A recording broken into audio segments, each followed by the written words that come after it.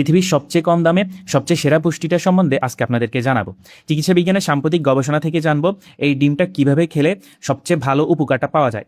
আসলে আমাদের দেশে এখনও অনেক পরিবার এরকম একটা ডিম ভাজি করে এটাকে ভাগ ভাগ করে খায়, অথচ এই একটা পুরো ডিমের মধ্যে যে পুষ্টিটা আছে সেটা যদি কেউ আলাদা সাপ্লিমেন্ট হিসেবে বাজারে কিনতে যায় তাহলে কিন্তু তার 1000 টাকার উপরে লেগে যাবে। তো এরকম একটা মাঝারি সাইজের ডিমে প্রায় 6.5 গ্রাম হাই কোয়ালিটি এইরকম প্রোটিন থাকে। আর ডিমের মধ্যে থাকা এই প্রোটিনের প্রায় 97 থেকে 98% সরাসরি আমাদের শরীর শোষণ এবং হজম করতে পারে, যেটা ডাল বা অন্যান্য উদ্ভিদজাত প্রোটিনের পারে না। এর বৈজ্ঞানিক কারণ হলো ডিমে সব কয়টি এসেনশিয়াল অ্যামিনো অ্যাসিড কিন্তু আছে, পাশাপাশি উচ্চমাত্রায় যে লিউসিনটা থাকে সেটা কিন্তু সরাসরি আমাদের শরীরে এরকম মাংস তৈরি করে এবং বয়সজনিত মাংস খায় বা যেটাকে সার্কোপেনিয়া বলে, এই সার্কোপেনিয়াটা রোধ করে। আর ডিমের কুসুমকে কিন্তু ভুলেও অবহেলা করা যাবে না। 2026 সালের রিসেন্ট রিভিউ অনুযায়ী কুসুমে কিন্তু প্রচুর পরিমাণে কোলিন থাকে, আর কোলিন কিন্তু আমাদের মস্তিষ্কে যে কোষ থাকে সেই কোষের পর্দা তৈরিতে সাহায্য করে এবং সংকেত আদান প্রদানকারী যে নিউরো ট্রান্সমিটার সেগুলোর পরিমাণও বাড়ায়, যেটা আমাদের স্মৃতিশক্তি এবং বুদ্ধির জন্য অপরিহার্য। এছাড়াও এর মধ্যে থাকা লুটেইন এবং জ্যান্থিন যে উপাদানগুলো, এগুলো আমাদের চোখের মধ্যে অ্যান্টিঅক্সিডেন্টের পরিমাণটাকে বাড়িয়ে আমাদের চোখের মধ্যে এই রেটিনা যেটা সেটাকে ব্লু লাইট থেকে রক্ষা করে। পাশাপাশি ডিমের মধ্যে vitamin A, D, vitamin B12, iron, zinc, selenium এসব উপাদানও কিন্তু আছে।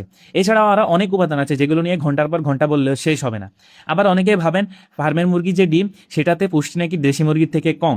আসলে পুষ্টির মূল উপাদান যেগুলো সেগুলো কিন্তু ফার্মের মুরগির ডিম বা দেশি মুরগির ডিম পার্থক্য নেই বললেই চলে।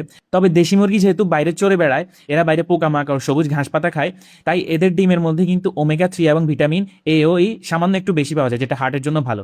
আর বাজেট হিসেবে কিন্তু এই সাধারণ ফার্মের ডিমও সেরা পুষ্টির উৎস। আর আগে ভাবা হতো ডিমের মধ্যে থাকা কোলেস্টেরল আমাদের রক্তেও কোলেস্টেরল বাড়ায়, কিন্তু রিসেন্ট মেডিকেল গাইডলাইন বলছে সুস্থ মানুষ প্রতিদিন একটা ডিম অনায়াসে খেতে পারে। এমনকি কারো যদি ডায়াবেটিস বা রক্তে এরকম হাই কোলেস্টেরলে থাকে তাহলেও কিন্তু ডিমের কুসুমটা খাওয়া যাবে, কারণ আপনার ডায়েটের মধ্যে থাকা কোলেস্টেরল সরাসরি আপনার রক্তে এরকম কোলেস্টেরলটাকে বাড়াবে না। তবে হ্যাঁ, যাদের টাইপ 2 ডায়াবেটিস আছে বা হৃদরোগের উচ্চ ঝুঁকি আছে তারা কিন্তু সপ্তাহে 4 থেকে 5টা পর্যন্ত ডিম খেতে পারবে, এবং অবশ্যই সেটা কিন্তু চিকিৎসকের পরামর্শে। আরেকটা জরুরি পয়েন্ট, এরকম কাঁচা বা আধা সিদ্ধ ডিম যেটা সেটাতে কিন্তু এই সালমোনেলা ব্যাকটেরিয়া সংক্রমণের একটা ঝুঁকি থাকে। তাই এরকম ব্যাকটেরিয়া মুক্ত থাকতে সবসময় ডিমের সাদা অংশ এবং ডিমের কুসুম পুরোপুরি জমাট বাঁধা পর্যন্ত ভালো করে রান্না করে এরপর খাবেন। তাহলে সিদ্ধান্তটা কিন্তু আপনার কাছে।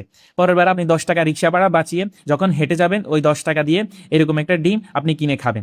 হাঁটার ফলে আপনার হার্টও ভালো থাকবে আর ডিমের পুষ্টিতে আপনার শরীরটাও শক্ত হবে। তো সবাই সচেতন হবেন, শেয়ার করে সবার মাঝে সচেতনতা ছড়িয়ে দিবেন। সুস্থ থাকবেন।